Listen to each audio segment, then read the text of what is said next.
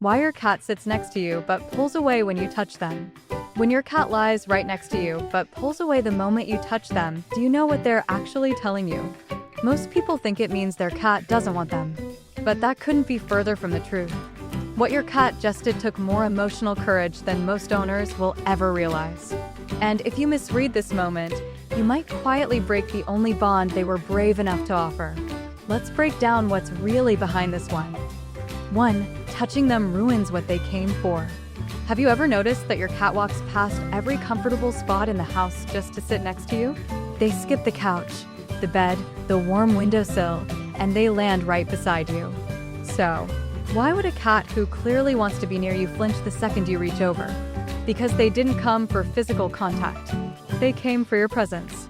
There's a difference, and most owners never learn it. Cats are what behaviorists call proximity seekers. A 2019 study from Oregon State University found that cats form secure attachments to their owners in a way that mirrors how infants bond with caregivers. And one of the strongest signs of that bond, choosing to be near you without needing anything from you. No food, no play, just you being there.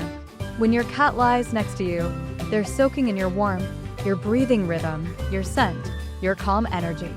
That's the whole experience for them. It's complete. And the moment you reach over and start petting, you interrupt the very thing that brought them to you. Think of it like this. Someone you love sits next to you in total comfortable silence. It feels perfect. Then they suddenly tap your shoulder and start talking. The spell breaks. That's what your hand does to your cat. And here's what makes this even bigger than you think. Every time your cat sits next to you like this, they're actually running a silent test. And how you respond decides whether they'll ever let you fully in. 2. You always reach for them the wrong way. Why do some people touch a cat and the cat melts, but when you do the exact same thing, your cat tenses up and walks away? It's probably not what you're doing. It's how you're starting. Most owners reach for their cat from above, straight down toward the head. It feels natural to you. But to your cat, a hand coming from above triggers the same alarm as a predator swooping in. Their brain doesn't see love. It sees threat.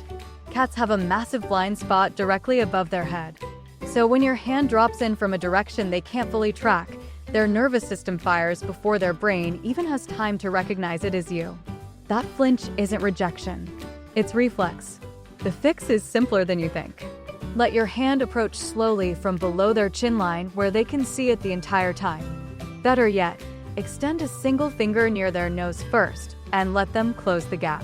When a cat bumps into your hand on their own terms, they're saying yes. When you go straight for the pet, you're skipping their entire consent system. Animal behaviorist John Bradshaw found that cats who are allowed to initiate contact show significantly lower stress hormones during interactions. It's not about whether you touch them, it's about who starts it. One small shift in how your hand moves and the cat who always pulled away might finally stay. 3. Their skin feels your touch 10 times more. What if the way you pet your cat doesn't feel gentle to them at all? What if what you think is soft actually feels like too much? Here's something most owners never think about. Your cat's skin is packed with nerve endings far more densely than yours. What registers as a light stroke on your arm lands on their body with way more intensity. Imagine someone rubbing your sunburn and calling it affection. That's closer to what a lot of cats experience when we pet them the way we'd pet a dog. And it goes deeper than just sensitivity. Cats have specialized sensory receptors called mechanoreceptors that pick up pressure, vibration, and even tiny temperature shifts. Veterinary research has shown that areas like the belly, lower back, and base of the tail are so loaded with these receptors that even moderate touch can tip a cat from relaxed to overwhelmed in seconds. This is why your cat can go from purring to biting in what feels like a split second. They didn't turn on you. Their body just reached a limit you couldn't feel. Behaviorists call it overstimulation aggression, and it's one of the most misunderstood things cats do because owners take it personally when it was never personal at all. The signs are always there before the bite. Their tail starts flicking. Their ears rotate slightly back. Their skin twitches along the spine. Those aren't random movements. That's your cat telling you loud and clear that what felt fine 10 seconds ago now feels like fire. 4. Someone else made them afraid of hands. What if your cat isn't reacting to you at all? What if they're reacting to someone they knew before you? If your cat flinches when you reach for them, even after months or years of living with you, there's a chance that response was built long before you ever met them. Somewhere in their past, a hand didn't mean love, it meant pain. Cats have an incredibly strong associative memory. Research in animal cognition has shown that negative experiences, especially physical ones, get stored differently than positive ones. They're faster to form and harder to erase. One bad experience with a hand, even just one, can create a flinch response that stays with them for years. And while cats can absolutely remember the specific person who hurt them, the fear often spreads beyond that. It stops being about who did it and starts being about what they used to do it. Hands become the trigger no matter whose they are. So when you reach for your cat and they duck or pull away, they're not judging you. They're protecting themselves from a memory you had nothing to do with. And the worst thing you can do in that moment is push through it, thinking that more affection will fix it.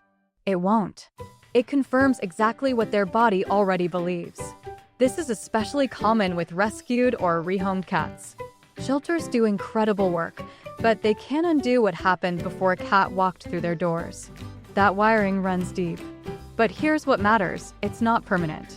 With consistent, predictable, and gentle experiences over time, cats can build entirely new associations. The old memory doesn't disappear, but the new one can grow stronger than it. 5. They're deciding if you deserve all of them. When your cat lies beside you and you don't reach for them, something powerful happens inside their brain. You just passed. You proved that you can be close to them without needing something from them. And for a cat, that's everything. Cats don't give trust in one big moment. They give it in tiny, almost invisible pieces. Every time they sit near you and nothing bad happens, they store that. Every time you let them exist in your space without grabbing, petting, or pulling them closer, they register it. Behaviorists call this trust stacking, and it's how cats slowly dismantle the walls they were born to build. This is what most people get wrong.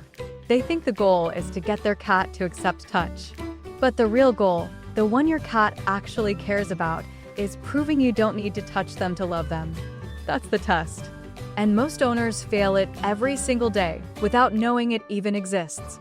Here's what's beautiful about this. The cats who are given space, the ones whose owners stopped reaching and just stayed present, are the ones who eventually closed the gap themselves. One day you'll be sitting there, not trying, not reaching, and your cat will press their body into yours, or rest their head on your hand, or fall asleep actually touching you. That moment doesn't come from persistence. It comes from patience. Your cat was never rejecting you. They were waiting to see if you could love them in a language that doesn't require your hands.